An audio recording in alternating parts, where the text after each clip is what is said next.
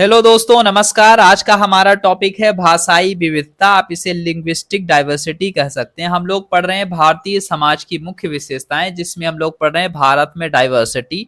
तो देखिए, आज का जो टॉपिक है अपना भाषाई विविधता है, तो आज हम लोग इसी पे चर्चा करने वाले हैं। तो बने रहिए हमारे साथ इस टॉपिक पे।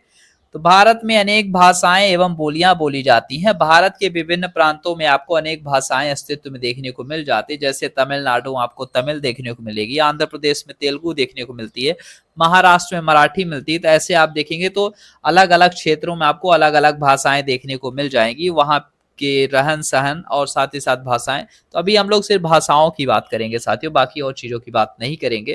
तो देखिए, अगर आप बात करें इतिहास में जाएं तो साइमन कमीशन की जो रिपोर्ट आई थी, कब आई थी? 27 मई 1930 को आई थी। इस रिपोर्ट के अनुसार कहा गया कि यहाँ व्यवहार में लाई जाने वाली भाषाओं की संख्या लगभग 222 है। ठीक है। और भारतीय संविधान की 8वीं अनुसूची में आप जानते हैं, इस समय प्रेजेंट टाइम में भारतीय संविधान की जो 8वीं अनुसूची है उसमें 22 भाषाओं को मान्यता दी जा चुकी है। ठीक है। जब हमारा संविधान लागू हुआ था तो उसमें सिर्फ 14 लैंग्वेज थी, 14 भाषाएं थी। लेकिन अभी प्रेजेंट में वर्तमान की बात किया जाए, 2025 अगर जुलाई की बात किया जाए, तभी इसमें 22 भाषाओं को ऑफिशियल दर्जा दिया जा चुका है। इनमें से आप देखेंगे तो असमिया आएगी, बांग्ला आएगी, गुजराती, हिंदी, कन्नड़, कश्मीरी, मलयालम, मराठी, उड़िया, पंजाबी, संस्कृत, तमिल, तेलुगु, उर्दू, सिंधी, नेपाली, मणिपुरी, कोंकणी, बोडो, मैथिली, डोंगरी और संथाली आपको देखने को मिल जाती है। तो यहाँ आप देखेंगे तो आपको बहुत सी भाषाएं देखने को मिल रही हैं भारत में, और 222 तो मिली हैं, लेकिन ऑफिशियल तौर पे अभी 22 लैंग्वेजेस है, इतने याद रखना है। जब संविधान बना था उसमें 14 भाषाएं थी। ठीक है। तो अगर देखा जाए, भारत की 2/3 से अधिक आबादी जो है वो हिंद आर्य भाषा परिवार की कोई न कोई भाषा विभिन्न स्तरों पर प्रयोग करती है, जिसमें आप देखेंगे तो संस्कृत समेत मुख्यतः आप उत्तर भारत में बोली जाने वाली अन्य भाषाएं हिंदी, उर्दू, नेपाली, बांग्ला, गुजराती, कश्मीरी, डोंगरी, पंजाबी, उड़िया, असमिया, मैथिली, भोजपुरी, मारवाड़ी, गढ़वाली, कोंकणी, ये आपको कहाँ देखने को मिलती है? उत्तर भारतीय क्षेत्रों में देखने को मिल जाती है। ठीक है। और अगर दक्षिण भारत की बात किया जाए तो यहाँ पे आपको द्रविड़ भाषा परिवार देखने को मिलता है, और ये भारत का दूसरा सबसे बड़ा भाषाई परिवार है। इस परिवार का जो सबसे बड़ा सदस्य माना जाता है वो तमिलनाडु को बोला जाता है, और तमिलनाडु में आप देखेंगे तो तमिल भाषा बोली जाती है। तो अगर कभी क्वेश्चन आ गया द्रविड़ भाषा परिवार में सबसे बड़ी कौन सी भाषा है, तो वो तमिल है। ठीक है, इतना याद रखना है। इसी तरह आप देखेंगे तो कर्नाटक में आपको कन्नड़ देखने को मिलती है। वहीं दक्षिणी कर्नाटक की बात किया जाए तो दक्षिणी कर्नाटक वाले क्षेत्र में आपको तुलु देखने को मिलती है, तुलु याद रखना है। और केरल में मलयालम, आंध्र प्रदेश में तेलुगु। तो उत्तर भारत का हमने देख लिया, हिंद आर्य भाषा परिवार आपको देखने को मिलता है। दक्षिण में आप देखेंगे तो द्रविड़ भाषा परिवार।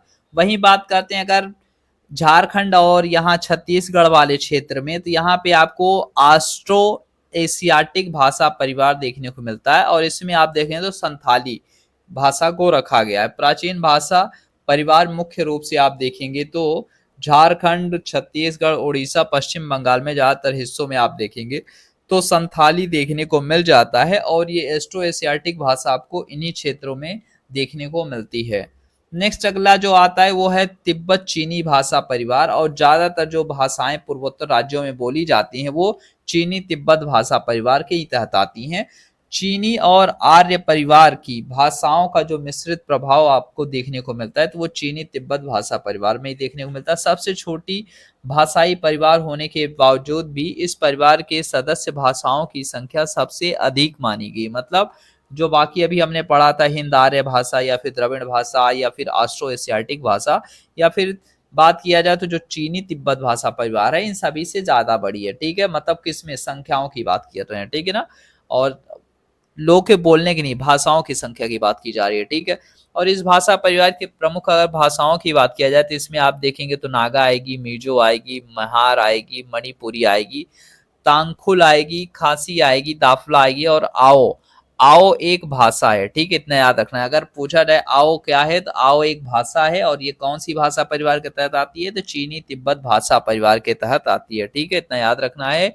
और इन्हें नाग परिवार की भाषा भी कहा गया। मतलब जो ये आप देखते हैं चीनी तिब्बत भाषा परिवार, इन्हें नाग परिवार की भाषा के तौर पे भी जाना जाता है। और अगला जो आता है हमारा भाषा परिवार में वो है अंडमानी भाषा परिवार, जनसंख्या की दृष्टि से भारत का जो सबसे छोटा भाषाई परिवार है वो आपको देखने को मिलता है अंडमानी भाषा परिवार। ठीक है, इसके अंतर्गत आप देखेंगे तो अंडमान निकोबार द्वीप समूह में जो भाषाएं आती हैं वही हैं, और जिनमें से आप देखेंगे तो अंडमान और ग्रेट अंडमानी, ओंगो और जारवा आदि आपको देखने को मिल जाती हैं। अंडमानी भाषा परिवार नवीनतम विभाजन है, इसके दो उपविभाजन आपको देखने को मिलता है। पहला जो है वो है ग्रेट अंडमानी और दूसरा आता है ओंग। ओंग भाषा समूह है। ठीक है, कभी पूछा जाए ओंग क्या है, तो ओंग एक भाषा समूह है जो आपको अंडमानी भाषा परिवार में देखने को मिलती है। ठीक है, इतना याद रखना है।